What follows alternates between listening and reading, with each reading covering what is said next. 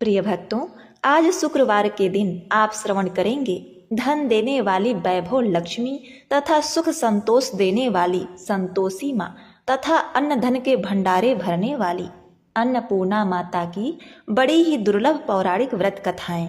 माता वैभव लक्ष्मी, अन्नपूर्णा माता, संतोषी माता जैसी दिव्य देवियां आदि अनादि काल से भक्तों के लिए शक्ति, समृद्धि, संतोष का प्रतीक रही हैं।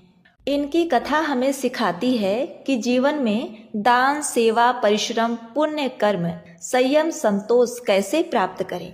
तो इन तीनों देवी माताओं की कथा का श्रवण करने वाले भक्तों के जीवन में तीनों माताओं के आशीर्वाद से सुख, समृद्धि, शांति, अखंड सौभाग्य का वरदान प्राप्त हो।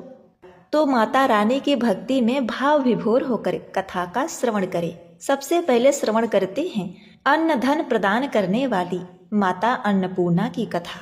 माँ अन्नपूर्णा के चरण कमलों का ध्यान करते हुए कथा का रसपान करते हैं।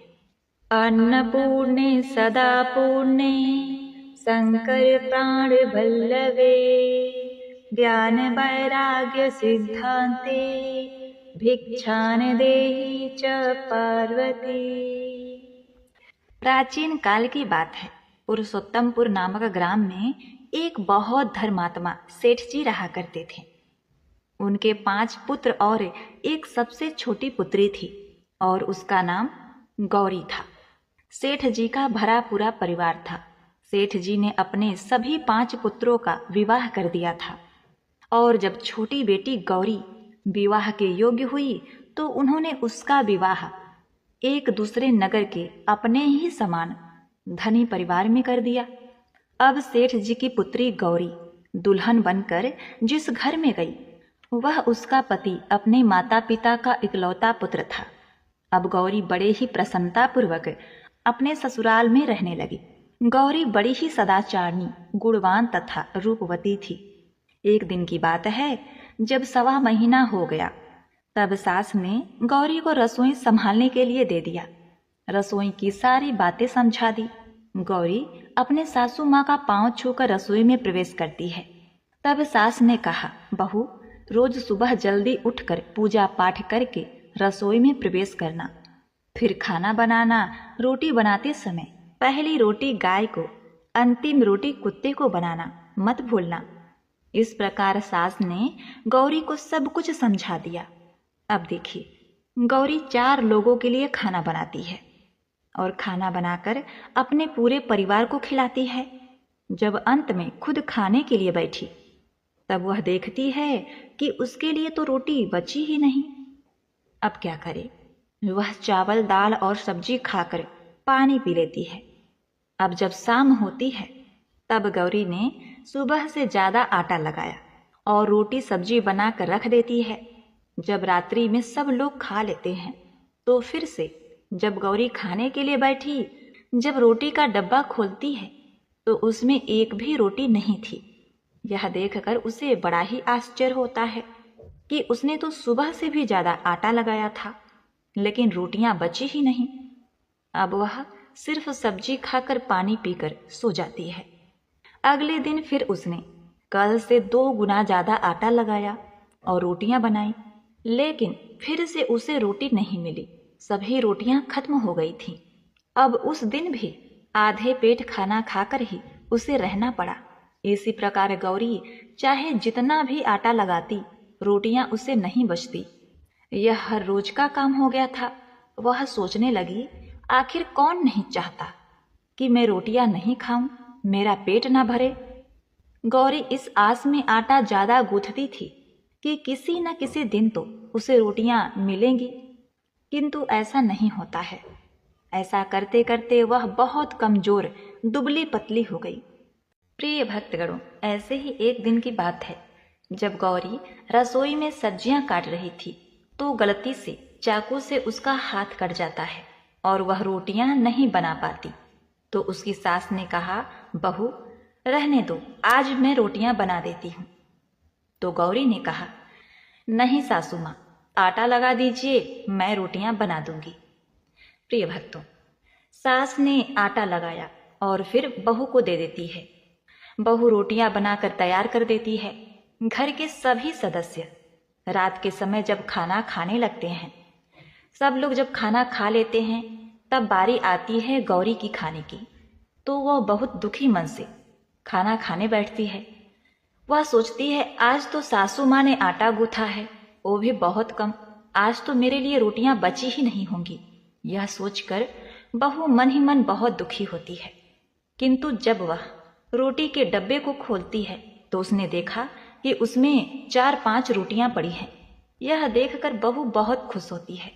अब क्या था, ऐसे ही 7 दिनों तक बहू की सास ने आटा गूथा और बहू रोटियां बनाती थी और बहू को रोज रोटियां मिलने लगी। इन 7 दिन बहू ने भर पेट खाना खाया। जब 8वां दिन आया तो बहू का हाथ भी ठीक हो गया था। तब सास ने कहा, गौरी, क्या मैं आज आटा गूंथ दूं या फिर तुम आटा गूंथ लोगी? गौरी ने कहा, नहीं सासू माँ, मेरा हाथ ठीक हो गया है, मैं आटा गूंथ दूंगी। प्रिय भक्तों, उस दिन गौरी ने आटा गूंथा और रोटियां बनाई, सबको खाना प्रेम पूर्वक खिलाया। जब उसके खाने की बारी आई तब उसने देखा कि रोटी के डब्बे में तो रोटी है ही नहीं, पूरा रोटी खत्म हो गया है। यह देखकर बहू गौरी बहुत ही आश्चर्य में पड़ जाती है।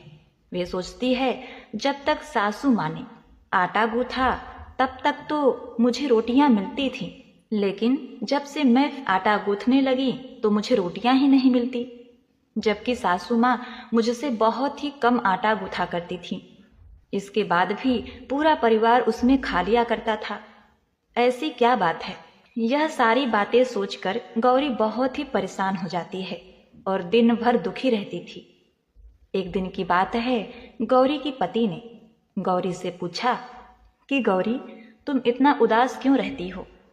इतना सारा धन संपत्ति तुम्हारा ही तो है, तुम्हें रोकने टोकने वाला कोई नहीं है। तुम अपने मन से अपने पसंद का भोजन बनाकर खा सकती हो। तुम दिन पर दिन इतनी कमजोर कैसे होती जा रही हो? गौरी ने लाज और संकोच से अपने पति को कुछ नहीं बताया। तब उसके पति ने सोचा कि शायद उसके पत्नी को उसके माता पिता की याद आ रही है, इसीलिए अगले दिन गौरी का पति अपने माता पिता से कहता है कि पिताजी, मुझे लगता है कि गौरी को उसके माता पिता की याद आ रही है। मैं उसे उसके मायके ले जाकर सबसे मिलवा लाता हूँ। अपने बेटे की बात सुनकर गौरी के सास ससुर तैयार हो जाते हैं और उसे जाने की अनुमति दे देते हैं और कहते हैं, बेटा, यदि बहू को अपने माता पिता से मिलकर प्रसन्नता होती है तो अवश्य ही तुम उसे उसके मायके ले जाओ। अब गौरी का पति अपने पत्नी को लेकर उसके मायके जाता है। दामाद और बेटी को देखकर उनका बहुत ही आवाभगत होता है। तरह तरह के व्यंजन बनाए जाते हैं, खिलाए जाते हैं, बहुत सेवा सत्कार होता है। उसी दिन रात्रि में समय मिलने पर गौरी की माँ ने अपनी बेटी को कोने में ले जाकर पूछा, पुत्री, तुम इतनी दुबली पतली कैसे हो गई? तुम बहुत ही कमजोर दिख रही हो, क्या बात है? तुम्हें कौन सी बातें खाई जाती हैं? क्या तुम्हारे ससुराल वाले तुम्हारी चिंता नहीं करते, तुम्हें दुख देते हैं? ऐसी कौन सी बात है जिससे तुम्हारी यह दशा हो गई है? अपनी माँ की बातें सुनकर गौरी अपनी सारी परेशानी, सारी चिंताएं, सब कुछ बताती है।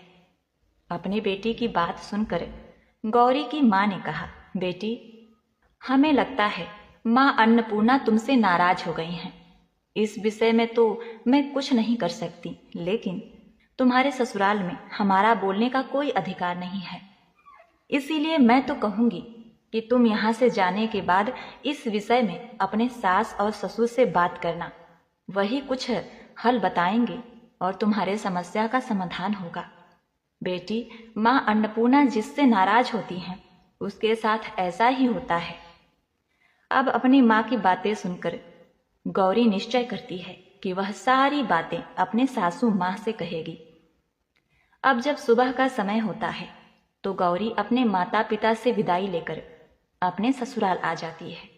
ससुराल आने के बाद वह अपने सास ससुर और पति से सारी बातें कह सुनाती है।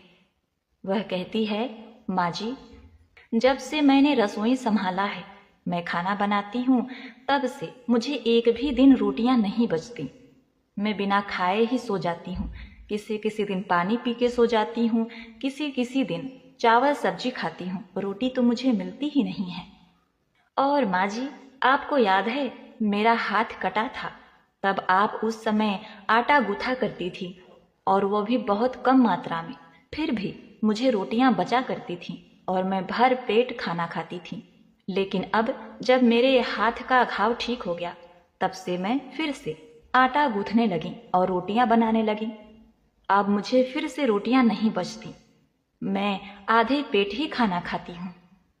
अपनी बहू की बातें सुनकर सास को सब कुछ समझ में आ गया। उसने कहा, बहू, ये शायद मेरी ही गलती है। मैंने तुम्हें सब कुछ बताया, सब कुछ सिखाया, लेकिन एक बात तो बताना भूल ही गई। ऐसा कहकर सास अपनी बहू का हाथ पकड़कर गौरी को रसोई में ले जाती है। एक परात में आटा निकालकर उस आटे को अच्छे से गूंथती है। गूंथने के बाद उस गूंथे हुए आटे पर अपने उंगलियों के 5 छाप लगा देती है और कहती है, बहू, यह माँ अन्नपूर्णा का छाप होता है, उनका चिन्ह माना जाता है। आटा लगाने के बाद कोई भी स्त्री इस तरह छाप लगाती है तो उसके घर में बरकत होती है। इसका अर्थ ये है कि माँ अन्नपूर्णा की कृपा सभी परिवार वालों पर बरसे और कोई भी सदस्य भूखे पेट ना सोए। बहू, मैं तुम्हें ऐसा बताना भूल गई। आज से तुम आटा लगाते वक्त आटे पर अपना 5 उंगलियों का छाप छोड़ देना और माँ अन्नपूर्णा तुम्हारे ऊपर अवश्य ही कृपा करेंगी और तुम कभी भी खाली पेट भूखे पेट नहीं सोओगी। यह बरकत का चिन्ह होता है। अब अपने सासू माँ की बात सुनकर बहू हर रोज आटा गूंथती और फिर उस पर अपने 5 अंगुलियों की छाप छोड़ देती और फिर रोटियां बनाती। अब बहू को भी हर रोज रोटियां मिलने लगी। वह पेट भर भोजन करने लगी और स्वस्थ भी हो गई। माँ अन्नपूर्णा की कृपा उस पर बरसने लगी। उसके हाथ में माँ अन्नपूर्णा का वास हो गया। घर पर कोई भी सदस्य भूखा नहीं रहता और जो कोई मेहमान आता या कोई भी भीख मांगने के लिए भिक्षुक आता, उसे भी वह खाना खिलाकर ही घर से विदा करती। इस प्रकार बहू के ऐसे करने से उसके घर में बरकत होने लगी, अन्न की वर्षा होने लगी। प्रिय भक्तगणों, आटे को गूंथकर उस पर 5 उंगलियों का छाप लगाना हमारी पुरानी परंपरा है। यह माँ लक्ष्मी और अन्नपूर्णा का चिन्ह माना जाता है। ऐसा करने से माता अन्नपूर्णा सदा प्रसन्न रहती हैं और घर वालों पर अपनी कृपा दृष्टि बनाए रखती हैं। घर का कोई भी सदस्य भूखे पेट नहीं सोता। हमारे पूर्वजों से लेकर अब तक यह परंपरा चली आ रही है। सभी माताएं बहनें अपने 5 उंगलियों की छाप आटे पर अवश्य ही लगाती हैं और माँ अन्नपूर्णा से प्रार्थना करती हैं कि सबका पेट भरना, सबका कल्याण करना और घर में अन्न धन की वर्षा करना। ओम नमः शिवाय। प्रिय भक्तों, शुक्रवार माता लक्ष्मी का दिन कहा जाता है। माँ लक्ष्मी को प्रसन्न करने के लिए शुक्रवार के दिन माँ लक्ष्मी की पूजा करके व्रत कथा को सुनने से सारी परेशानियां झट से चमत्कारी रूप से समाप्त हो जाती हैं। जय माता वैभव लक्ष्मी। माँ वैभव लक्ष्मी व्रत कथा एक बहुत बड़ा नगर था जिसकी जनसंख्या अत्यधिक थी। दूर पास के अनेकानेक लोग इस नगर में काम धंधों नौकरी रोजगार की तलाश में यहाँ आते थे और रोजगार पाने पर यहीं जम जाते थे। ऐसे लोग अपने काम धंधों में ऐसे व्यस्त रहते थे कि अपने अतिरिक्त किसी की परवाह ही नहीं करते थे। लोभ स्वार्थ ने घर के सदस्यों से भी प्रेम व्यवहार कम कर दिया था। ममता प्यार दया सहानुभूति परोपकार जैसे संस्कार बहुत कम हो गए थे। पूजा पाठ दिखावे एवं स्वार्थ पूर्ति के लिए होने लगे थे। श्रद्धा पूर्वक भक्ति भाव से प्रभु भजन एवं कीर्तन नाम मात्र के ही थे। हेरा फेरी बेईमानी शराब जुआ और व्यभिचारी आदि धर्म विरुद्ध कार्यों को ही लोग जीवन का सुख मानते थे। सादा जीवन और उच्च विचार की शिक्षा पुरानी पड़ गई थी। अब तो अधिकांश लोग किसी प्रकार धन कमाकर ऐश करने पर विश्वास रखते थे। इसी नगर में मनोज और शीला नाम के एक नव दंपत्ति निवास करते थे। मनोज का अपना छोटा सा कारोबार था। वह बहुत विवेकी और कुशल था। ईमानदारी से वह अपना कारोबार करता था, जिससे उसका कारोबार ठीक ठाक चल रहा था और आराम से उसका जीवन व्यतीत हो रहा था। मनोज की पत्नी शीला धार्मिक प्रवृत्ति की संतोषी स्वभाव की स्त्री थी। वह किसी की बुराई नहीं करती थी, यथासंभव दूसरों की सहायता को भी तत्पर रहती थी। गृह कार्यों से बचे समय का सदुपयोग एवं प्रभु भजन व कीर्तन करने अथवा धार्मिक या ज्ञानवर्धक पुस्तकें पढ़ने में व्यतीत करती थी। वास्तव में उसकी गृहस्थी एक आदर्श गृहस्थी थी। आसपास के अधिकांश लोग उस परिवार की सराहना भी करते थे, किंतु कुछ लोग जिन्हें दूसरों की खुशी देखकर जलन होती है, उन्हें सुख संतोष पूर्वक जीवन यापन करते देख मन ही मन कुढ़ते थे। वे इस प्रयास में रहते थे कि किसी प्रकार मनोज को गलत रास्ते पर लाकर उसकी संपत्ति से स्वयं ऐश करें। मनोज और शीला की गृहस्थी इसी प्रकार हंसी खुशी चल रही थी। पर कहावत है, सब दिन होत न एक समान। मनुष्य के जीवन में दुख सुख हानि लाभ लगे रहते हैं। मनोज को भी अपने कारोबार में काफी घाटा उठाना पड़ा। उसका शायद कुछ भाग्य ही रूठ गया था। वह अपने कारोबार में हुए घाटे को जल्द से जल्द लाभ में बदलने के चक्कर में गलत लोगों से मित्रता कर बैठा। ये झूठे मित्र उसे जल्द ही करोड़पति बनाने का सपना दिखाने लगे और उसे जुआ, घुड़दौड़, शराब आदि के कुचक्र में डाल दिया। प्रिय भक्तों, जुए और शराब जैसे गलत कामों में आज तक कौन धनवान हुआ है जो वह धनवान होता? मनोज करोड़पति तो बना नहीं, खाकपति अवश्य बन गया।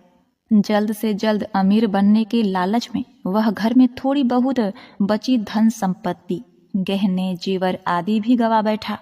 एक वह समय था जब मनोज अपनी पत्नी शीला के साथ सुखपूर्वक जीवन व्यतीत कर रहा था। कुछ दिनों में ऐसा समय आ गया था कि उसे 2 समय के भोजन के लिए भी लाले पड़ गए। घर में दरिद्रता और भूखमरी का साम्राज्य हो गया। इससे मनोज और भी चिड़चिड़ा हो गया। वह बात बात पर अपनी पत्नी शीला के साथ गाली गलौज करता, मारपीट करने लगा। शीला एक सुशील और संस्कारी स्त्री थी।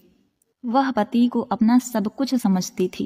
पति के व्यवहार से वह दुखी तो बहुत थी, किंतु भगवान पर भरोसा रखकर वह यह दुख सहन करने लगी। कहते हैं ना कि दुख में ही भगवान याद आते हैं। तो शीला का मन भी हर समय प्रभु पर भरोसा था, विश्वास में लगा रहता था कि भगवान उसे सुख के दिन भी अवश्य ही दिखाएंगे। एक दिन दोपहर को शीला दुखी हृदय से भगवान को याद कर रही थी कि हे प्रभु, हम तेरे छोटे बच्चे हैं, हमारी गलतियां और अपराधों को क्षमा करो। हे भगवान, मेरे पति को सद्बुद्धि दो। प्रिय भक्तों, अभी वह ऐसा कह ही रही थी कि अचानक किसी ने उसके द्वार पर दस्तक दी। शीला विचार मग्न हो गई कि इस समय मुझ गरीब के घर में कौन आया होगा। सगे संबंधियों और यार दोस्तों ने पहले ही किनारा कर लिया था। फिर भी द्वार खोल दिया। देखा तो सामने एक वृद्ध महिला खड़ी थी। शरीर पर झुर्रियां थी, किंतु चेहरे से अलौकिक तेज टपक रहा था। उनकी आंखों से करुणा और प्यार का मानो अमृत बह रहा था। शीला उस वृद्ध को पहचान नहीं सकी, फिर भी आदर के साथ उन्हें घर के अंदर ले आई। किसी को बैठाने के लिए घर में उपयुक्त आसन नहीं था, अतः सकुचाते हुए शीला ने एक फटी हुई चादर बिछाकर उन्हें बैठने को कहा। वृद्धा उसी चादर पर आराम से बैठ गईं। शीला के मन को कुछ शांति सी महसूस हुई। वृद्धा ने उससे पूछा, शीला, मुझे पहचानती हो या नहीं? शीला बोली, माँ जी, आपको देखते ही कुछ अपनत्व सा महसूस हो रहा है। ऐसा लगता है जैसे आप मेरे बहुत ही नजदीक हो। आपको देखकर मेरा रोम रोम खिल उठा है, जैसा प्रायः विशेष परिचित व्यक्ति से मिलने पर होता है। किंतु मुझे याद नहीं पड़ता मैंने आपको कहाँ देखा है। वृद्धा ने अपनापन दिखाते हुए कहा, शीला, तुम इतनी जल्दी भूल गई? अभी कुछ दिन पहले तो तू लक्ष्मी जी के मंदिर में शुक्रवार को भजन कीर्तन में आती थी। मैं भी उसमें आया करती हूँ। हर शुक्रवार को मैं तुझसे वहां मिलती थी बेटी। प्रिय भक्तों, जब से शीला का पति मनोज गलत लोगों की संगत में बैठकर घर लुटाने लगा था, तभी से शीला बाहर निकलने में शर्म महसूस करने लगी थी। अतः उसने मंदिर जाना बंद कर दिया था। शीला ने याद करने की कोशिश की कि वह कब उस बुढ़िया माई से मिली है, परंतु उसे कुछ याद नहीं आया। तभी वृद्धा बोली, बेटी, तू मंदिर में कितने मधुर गीत गाती थी। बहुत दिन से तू वहां नहीं आई। मैंने सोचा चलो चलकर देखती हूँ कि कहीं तू बीमार तो नहीं पड़ गई। यही सोचकर यहाँ चली आई। वृद्धा के ममत्व भरे वचनों को सुनकर शीला का हृदय भर आया। रुआंसी उसने अपनी रुलाई रोकने की कोशिश की, किंतु असफल रही और फूट फूट कर रोने लगी। यह देखकर वह बुढ़िया माँ उसके पास आई और सिर पर प्यार भरा हाथ फेरकर उसे ढाढ़स बंधाने लगी। वृद्धा बोली, बेटी, जीवन में सुख और दुख आते ही रहते हैं। हमेशा सुख अथवा हमेशा दुख कभी किसी पर नहीं होता, अतः दुखों से घबराना नहीं चाहिए। शीला बोली, माँ जी, मैं थोड़े दुख में कभी नहीं घबराई, किंतु अब नहीं सहा जाता। ऐसा कहते कहते वह फिर रोने लगी। वृद्धा फिर सांत्वना देते हुए बोली, धैर्य धरो बेटी, और अपनी व्यथा मुझे बता, तुझे क्या दुख खाए जा रहा है। इस प्रकार बताने से तेरा मन भी हल्का हो जाएगा और मुझसे जो हो सकेगा तो मैं तेरे दुख दर्द का उपाय बता दूंगी। वृद्धा की बात सुनकर शीला के मन में बहुत ही राहत मिली। उसने बुढ़िया माँ को अपनी दुख भरी कथा सुनानी शुरू कर दी। वह बोली, माँ जी, पहले मेरे घर में बहुत सुख शांति थी। मेरे पति ईमानदार और सुशील थे। भगवान की कृपा से मेरे घर में खुशियां ही खुशियां थीं। किसी भी कार्य में हमें कभी धन की कमी महसूस नहीं होती थी। अचानक हमारे भाग्य पलट गए। मेरे पति को अपने कारोबार में घाटा हुआ। अधिक धन कमाने के चक्कर में वे बुरे लोगों के संगत में आ गए और वे जुआ, शराब, रेस और बहुत से अन्य कुकर्मों में फंस गए। इस प्रकार उन्होंने अपना सब कुछ गवा दिया। आज हम बिल्कुल कंगाल हो गए। अब तक जैसे तैसे घर की छोटी मोटी चीजें बेचकर अपना गुजारा करते रहें। अब तो घर की वह वस्तुएं भी समाप्त हो गईं। हम दर दर की ठोकरें खाने वाले भिखारी हो गए। वृद्धा बोली, बेटी, कर्म की गति बड़ी ही न्यारी होती है। मनुष्य यदि अच्छे कर्म करे तो उसे दुख नहीं उठाने पड़ते। कुछ पिछले जन्मों के कारण लाभ हानि अथवा सुख दुख मनुष्य पर आते हैं। ऐसे में वह संयम से काम ले और भगवान पर भरोसा रखे तो शीघ्र ही उस दुखों से पार पा लेता है। बेटी, तेरे दिन भी अवश्य ही फिरेंगे। मैं तुझे उपाय बताती हूँ। तू भगवती महालक्ष्मी की भक्त है। वे तो स्वयं धन की देवी और प्रेम तथा करुणा की अवतार हैं। अपने भक्तों पर उनकी कृपा सदा बनी रहती है। अब तू उन्हीं महालक्ष्मी जी का व्रत कर, ये अवश्य ही तेरा कष्ट दूर करेंगी। बुढ़िया माँ की बात सुनकर शीला बहुत प्रसन्न हुई। उसने पूछा, माँ जी, श्री महालक्ष्मी जी का व्रत कैसे किया जाता है? यह मुझे समझाकर कहो, मैं इस व्रत को अवश्य ही करूंगी। बुढ़िया ने कहा, बेटी, श्री महालक्ष्मी जी का व्रत बहुत ही सरल तरीके से किया जाता है। इसके करने से धन संपत्ति, सुख, वैभव और यश प्राप्त होता है। कुंवारी कन्याओं को मनचाहा पति मिलते हैं, निसंतान को संतान मिलता है, खोई हुई वस्तु वापस मिलती है। कोई अन्य मनोकामनाएं भी इस व्रत को करने से पूर्ण हो जाती है। धन और वैभव प्रदान करने के कारण ही देवी महालक्ष्मी को धन श्री लक्ष्मी अथवा वैभव लक्ष्मी भी कहा जाता है। शुक्रवार देवी का दिन होता है, इसीलिए यह व्रत शुक्रवार को ही किया जाता है। व्रत करने वाले को सुबह स्नान आदि से निवृत्त होकर भगवती महालक्ष्मी, माँ जय वैभव लक्ष्मी माँ का निरंतर जप करते रहना चाहिए। सायंकाल अपने घर के एक कोने में चौका लगाकर अथवा साफ करके एक पट्टा रखो। उसके ऊपर एक साफ कपड़ा बिछाकर उस पर थोड़े से चावल रखो। फिर एक लोटे में जल लेकर उन चावलों के ऊपर रखो। लोटे के ऊपर एक कटोरी रखो। उस कटोरी में सोने या चांदी का कोई आभूषण रखो। अगर कोई आभूषण न हो तो 1 रुपए का सिक्का भी कटोरी में रखा जा सकता है। इसके बाद 1 घी का दीपक और धूप बत्ती जलाकर रखो। 1 बर्तन में थोड़ा मीठा प्रसाद के रूप में रखो। प्रसाद में बतासे अथवा गुड़ भी रखा जा सकता है। पट्टे के ऊपर लोटे के पास सोने, चांदी या तांबे पर बना श्री यंत्र भी रखो। यदि धातु का श्री यंत्र घर में नहीं हो तो कागज पर छपे श्री यंत्र को भी रखा जा सकता है। बेटी, भगवती लक्ष्मी को श्री यंत्र अत्यंत ही प्रिय है।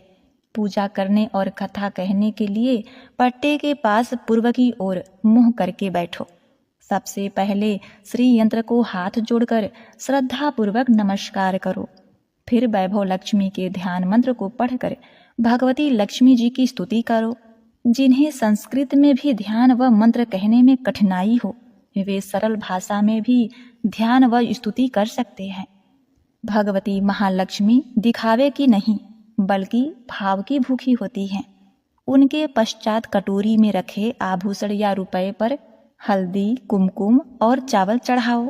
फिर दोनों हाथों से लाल रंग के पुष्प अर्पित करके प्रसाद का भोग लगाओ। धूप और दीप दिखाओ। पुनः लक्ष्मी जी का स्तुति करके लक्ष्मी महिमा गाओ और आरती उतारो। फिर मन ही मन सच्चे हृदय से जय महालक्ष्मी माँ का 11 बार उच्चारण करो। इसके बाद 11 या 21 शुक्रवार को व्रत का संकल्प लेकर अपनी मनोकामना पूरी करने के लिए माँ से हाथ जोड़कर विनती करो। अंत में माँ का प्रसाद बांट दो। थोड़ा सा प्रसाद अपने लिए रखो। बाद में कटोरी में रखा आभूषण, रुपया और श्री यंत्र उठा करके रखो। लोटे का पानी तुलसी के पौधे पर चढ़ा दो। इस दिन पूरे दिन उपवास रखकर सायंकाल प्रसाद खाना चाहिए। यदि इतनी शक्ति न हो तो एक बार शाम को प्रसाद खाकर सादा वैष्णव भोजन कर सकते हैं। इस प्रकार इस व्रत को शास्त्रीय विधि के अनुसार करने से उसका फल अवश्य ही प्राप्त होता है। इस व्रत के प्रभाव से मनुष्य की सब विपत्तियां दूर हो, धन वैभव की प्राप्ति होती है। कुंवारी कन्याओं को मन भावन पति मिलता है। सौभाग्यवती स्त्रियों को अखंड सौभाग्य मिलता है। निसंतान दंपत्ति को संतान की प्राप्ति होती है और भी कोई मनोकामना हो तो वह भी अवश्य ही पूर्ण होती है। खोया हुआ सामान वापस मिलता है। शीला यह सुनकर बहुत ही प्रसन्न हुई। उसने कहा, माताजी, आपने जो भी वैभव लक्ष्मी के व्रत की विधि बताई है उसे मैं अवश्य ही करूंगी। आप कृपा करके मुझे इसकी उद्यापन विधि भी समझा कर बताइए। वृद्धा ने कहा, बेटी, इस व्रत का उद्यापन करने की विधि भी बहुत सरल है। ध्यान से सुनो। 11 या 21 जितने शुक्रवार को व्रत करने का संकल्प लिया हो उतने व्रत पूर्ण श्रद्धा और भावपूर्वक पूरे होने पर अंतिम शुक्रवार को उद्यापन किया जाता है। इस दिन पूजा विधि हर शुक्रवार को की गई पूजा विधि की तरह ही की जाती है।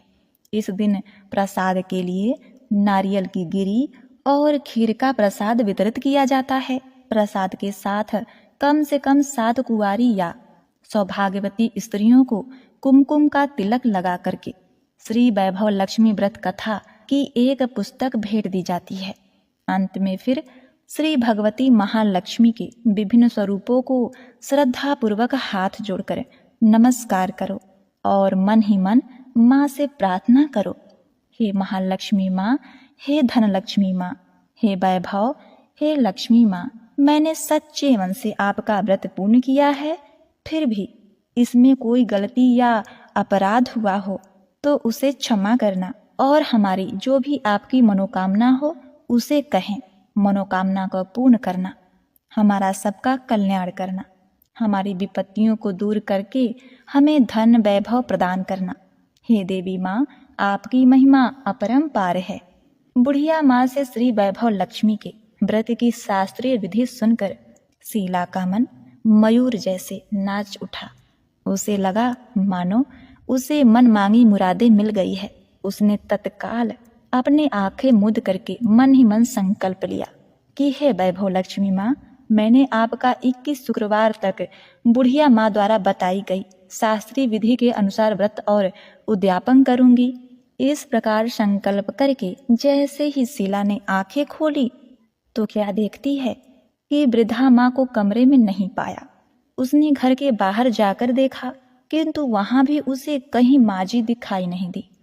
उसे बहुत ही आश्चर्य हुआ कि थोड़ी ही देर में कहाँ गायब हो गई। प्रिय भक्तों, वास्तव में वे साक्षात भगवती महालक्ष्मी थी, जो अपने भक्त शीला को वृद्धा का भेष रखकर रास्ता दिखाने आई थी। अगले ही दिन शुक्रवार था। शीला सुबह नहा धोकर मन ही मन जय महालक्ष्मी माँ, जय वैभव लक्ष्मी माँ का जाप करने लगी। सायंकाल वह वैभव लक्ष्मी माँ की पूजा करने बैठी। घर में कोई आभूषण नहीं था।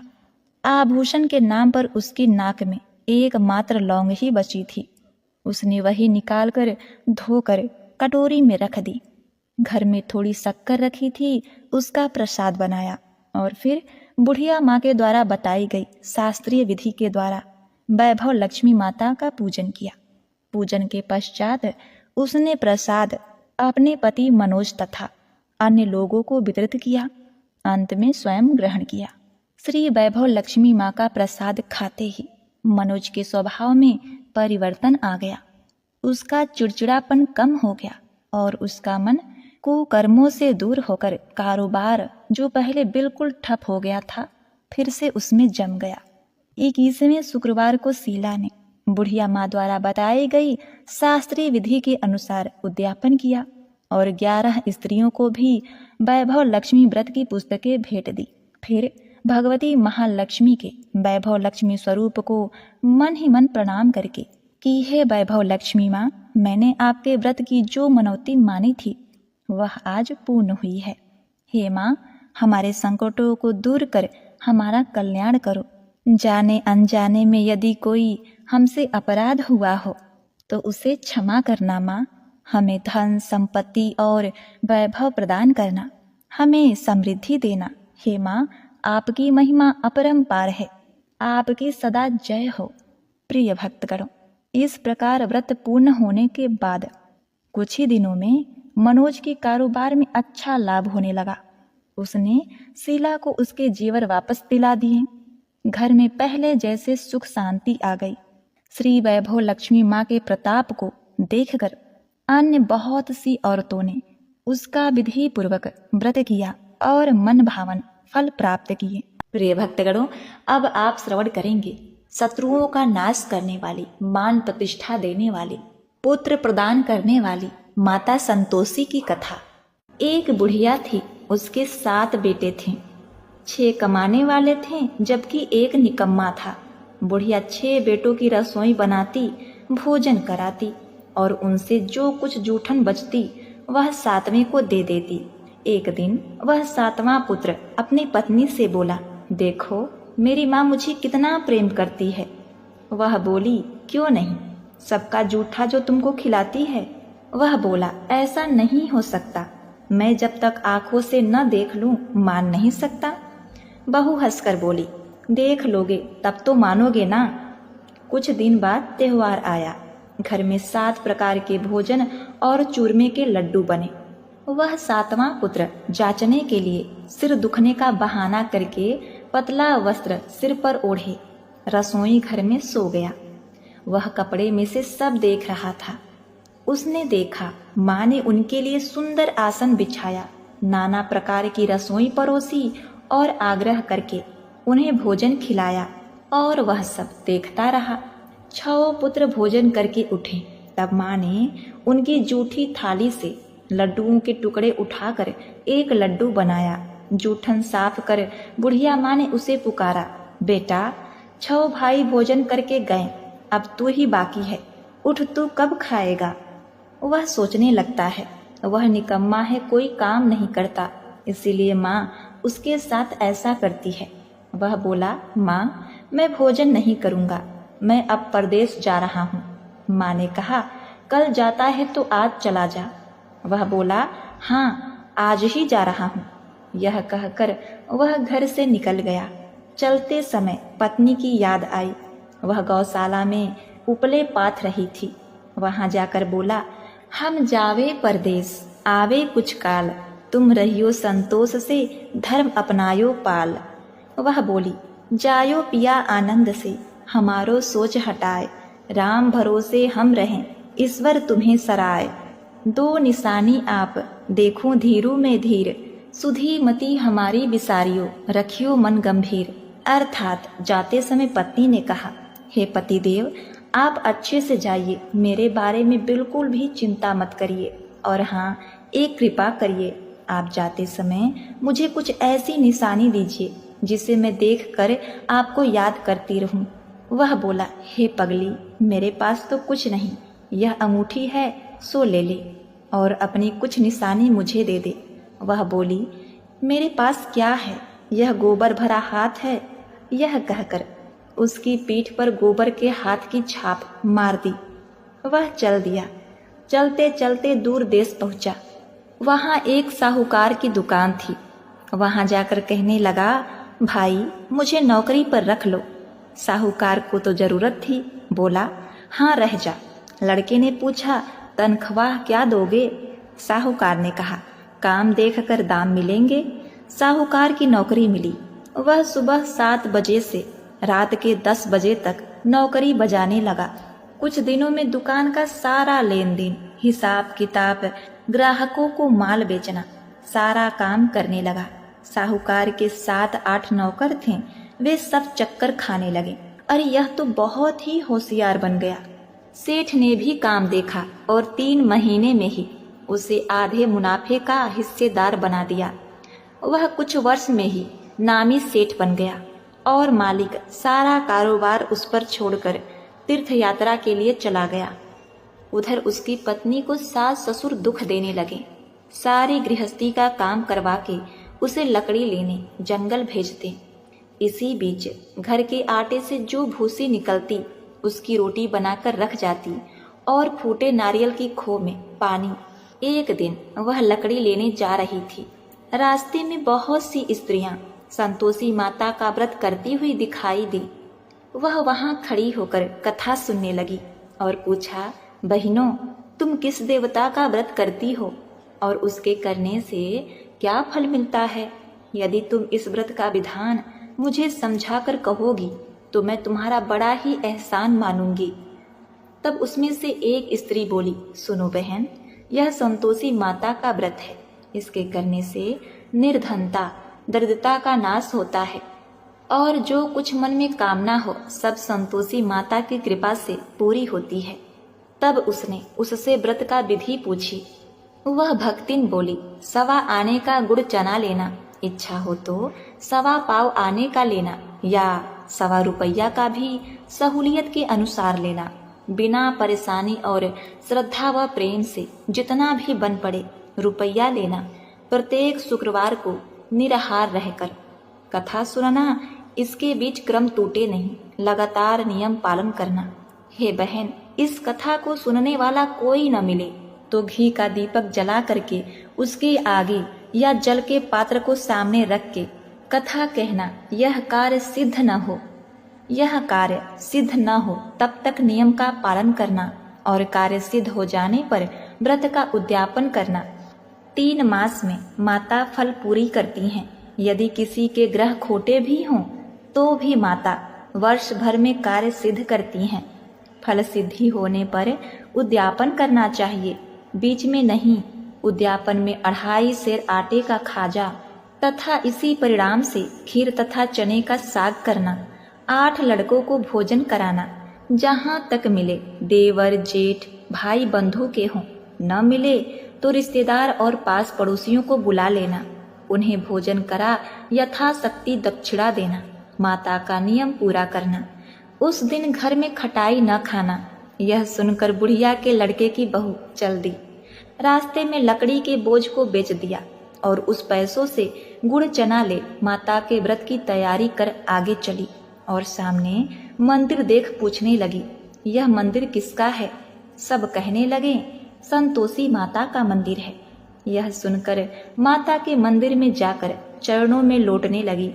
दीन हो विनती करने लगी, माँ मैं बहुत ही अज्ञानी हूँ, व्रत के कुछ भी नियम नहीं जानती, मैं दुखी हूँ। हे माता जगत जननी, मेरा दुख दूर कर, मैं तेरी शरण में हूँ। माता को दया आई। एक शुक्रवार बीता कि दूसरे को उसके पति का पत्र आया और तीसरे शुक्रवार को उसका भेजा हुआ पैसा पहुंच आया। यह देख जेठ जेठानी मुंह सिकोड़ने लगे। जेठ जेठानी के लड़के उसे ताने देने लगे। काकी के पास तो अब पत्र भी आने लगा, रुपया आने लगा। अब तो काकी की खातिर बढ़ेगी। अब देखिए बेचारी सरलता से कहती, भैया कागज आवे रुपया आवे, हम सबके लिए अच्छा है। ऐसा कहकर आंखों में आंसू भरकर संतोषी माता के मंदिर में आ मातेश्वरी के चरणों में गिरकर रोने लगी। हे माँ, मैंने तुमसे पैसा कब मांगा है? मुझे पैसे से क्या काम, मुझे तो अपने सुहाग से काम है। मैं तो अपने स्वामी के दर्शन मांगती हूँ। तब माता ने प्रसन्न होकर कहा, जा बेटी, तेरा स्वामी आएगा। यह सुनकर खुशी से बावली होकर घर में जा काम करने लगी। अब संतोषी माँ विचार करने लगी कि इस भोली पुत्री को मैंने तो कह दिया कि तेरा पति आएगा, लेकिन कैसे? वह तो इसे स्वप्न में भी याद नहीं करता। उसे याद दिलाने को मुझे ही जाना पड़ेगा। इस तरह माताजी उस बुढ़िया के बेटे के पास जाकर स्वप्न में प्रकट होकर कहने लगी, साहूकार के बेटे सो रहा है या जागता है? वह कहता है, माता सोता भी नहीं जागता भी नहीं, कहो क्या आज्ञा है? माँ कहने लगी, तेरे घर बार कुछ है कि नहीं? वह बोला, मेरे पास सब कुछ है मैया, माँ है, बाप है, बहू है, क्या कमी है? माँ बोली, भोले पुत्र, तेरी बहू घोर कष्ट उठा रही है। तेरे माँ बाप उसे परेशानी दे रहे हैं। वह तेरे लिए तरस रही है, तू उसकी सुध ले बेटा। वह बोला, हाँ माँ जी, यह तो मालूम है, परंतु जाऊं कैसे? परदेश की बात है, लेन देन का कोई हिसाब नहीं, कोई जाने का रास्ता भी नहीं आता, कैसे चला जाऊं? माँ कहने लगी, मेरी बात मान, सवेरे नहा धोकर संतोषी माता का नाम ले, घी का दीपक जला, दंडवत कर दुकान पर जाकर बैठ जा। देखते देखते सारा लेन देन चुकता हो जाएगा, जमा माल बिक जाएगा, सांझ होते होते धन का भारी ढेर लग जाएगा। अब मैया की बात मानकर वह नहा धोकर संतोषी माता को दंडवत घी का दीपक जलाकर दुकान पर जा बैठा। थोड़ी ही देर में देने वाले रुपया लाने लगे, लेने वाले हिसाब लेने लगे। कोठरी में भरे सामान के खरीदार नगद दाम से सौदा करने लगे। शाम तक धन का भारी ढेर लग गया। मन में माता का नाम ले चमत्कार देखकर प्रसन्न हो घर ले जाने के वास्ते गहना कपड़ा सामान खरीदने लगा। यहाँ काम से निपट तुरंत घर को रवाना हुआ। उधर उसकी पत्नी जंगल में लकड़ी लेने जाती है। लौटते वक्त माता जी के मंदिर में विश्राम करती है। वह तो उसके प्रतिदिन रुकने का स्थान जो ठहरा। धूल उड़ती देख वह माता से पूछती है, हे माता, यह धूल कैसे उड़ रही है? माता कहती है, हे पुत्री, तेरा पति आ रहा है। अब तू ऐसा कर कि लकड़ियों के 3 बोझ बना ले, एक नदी के किनारे रख और दूसरा मेरे मंदिर। तेरे पति को लकड़ियों का गट्ठर देख मोह पैदा होगा, वह यहाँ रुकेगा, नाश्ता पानी खाकर माँ से मिलने जाएगा। तब तू लकड़ियों का बोझ उठाकर जाना और चौक में गट्ठर डालकर जोर से आवाज लगाना, लो सासू जी लकड़ियों का गट्ठर लो, भूसी की रोटी दो, नारियल के खपड़े में पानी दो, आज मेहमान कौन आया है। अब देखिए माता का आदेश मानकर वह प्रसन्न मन से लकड़ियों का 3 गट्ठर बनाई, एक नदी के किनारे पर और एक माताजी के मंदिर में रखा। इतने में मुसाफिर अर्थात उसका पति आ पहुंचा।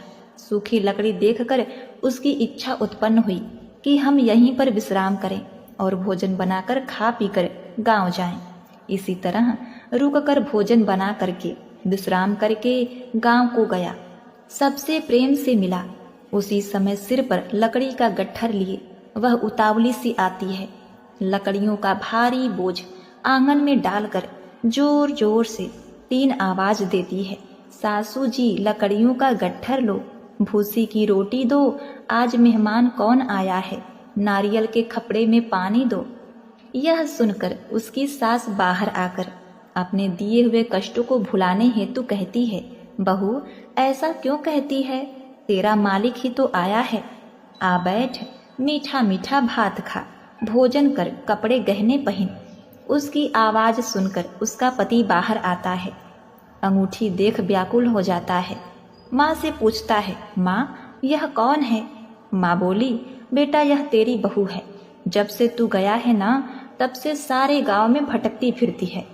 घर का सारा काम काज कुछ नहीं करती, 4 प्रहर आकर खाना खा जाती है। वह बोला, ठीक है माँ, मैंने इसे देखा और तुम्हें भी। मुझे समझ में आ रहा है कि कौन सही है और कौन गलत। अब दूसरे घर की ताली दो, उसमें मैं रहूंगा। माँ बोली, ठीक है, जैसी तेरी मर्जी। तब वह दूसरे मकान की तीसरी मंजिल का कमरा खोल के सारा सामान जमाता है। एक ही दिन में राजा के महल जैसा ठाट बाट बन गया। अब क्या था, बहू सुख भोगने लगी। इतने में शुक्रवार आया। उसने अपने पति से कहा, हे प्राणनाथ, मुझे संतोषी माता के व्रत का उद्यापन करना है। पति बोला, खुशी से कर लो। वह उद्यापन की तैयारी करने लगी। जेठानी के लड़के को भोजन के लिए कहने गई। उन्होंने मंजूर भी किया, परंतु पीछे से जेठानी ने अपने बच्चों को सिखाया, देखो भोजन के समय खटाई मांगना, जिससे उसका उद्यापन पूरा ना हो सके। अब देखिए, लड़के भोजन करने आए, खीर खाया, पेट भर खाना खाया, परंतु बाद में खाते ही कहने लगे, हमें खटाई दो, खीर खाना हमको नहीं भाता, खीर को देखकर अरुचि होती है। वह कहने लगी, बच्चों खटाई किसी को नहीं दी जाएगी, यह तो संतोषी माता का प्रसाद है। लड़के उठ खड़े हुए, बोले, पैसा लाओ, हमें खटाई खरीदनी है, नहीं तो हम तुम्हारे उद्यापन में भोजन ग्रहण नहीं करेंगे। भोली बहू कुछ नहीं जानती थी, उन्हें पैसे दे दिए। लड़के उसी समय हट करके इमली खटाई खाने लगे। यह देखकर बहू पर माताजी ने कोप किया। राजा के दूत उसके पति को पकड़ ले गए। जेठ जेठानी मन माने वचन कहने लगे और बहुत ही उल्टा सीधा खरी खोटी सुनाने लगे। यह तो लूट लूट कर धन इकट्ठा कर लाया है, अब सब मालूम पड़ जाएगा जब जेल की मार खाएगा। बहू से यह सब सुनकर सहन नहीं हुआ। रोती हुई माताजी के मंदिर गई। कहने लगी, हे माता, तुमने क्या किया? हंसाकर अब भक्तों को रुलाने लगी।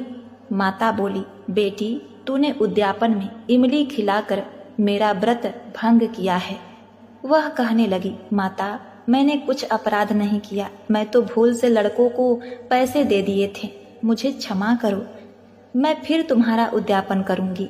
संतोषी माता बोली, हे पुत्री अब भूल मत करना। वह कहती है, अब भूल नहीं होगी मैया। अब बताओ वे कैसे आवेंगे? माता बोली, जा पुत्री, तेरा पति तुझे रास्ते में आता मिलेगा। वह नकली। अब क्या था, वह जैसे ही मंदिर से निकली, रास्ते में पति आता हुआ मिला। वह पूछी, कहाँ गए थे? वह कहने लगा, हे प्रिये, इतना धन जो कमाया है उसका कर राजा ने मांगा था, वह भरने गया था। वह प्रसन्न हो बोली, भला हुआ, अब घर को चलो। कुछ ही दिन बाद फिर से शुक्रवार आया। वह अपने पति से बोली, हे नाथ, मुझे फिर माता का उद्यापन करना है। पति ने कहा, करो।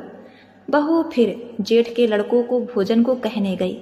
जेठानी ने 1-2 बातें सुनाई और सब लड़कों को सिखाने लगी, तुम सब लोग पहले से ही खटाई मांग लेना। अब देखिए, लड़के भोजन करने के लिए जाते हैं और भोजन से पहले कहने लगे, हमें खीर नहीं खानी, हमारा जी बिगड़ता है, कुछ खटाई खाने को दो।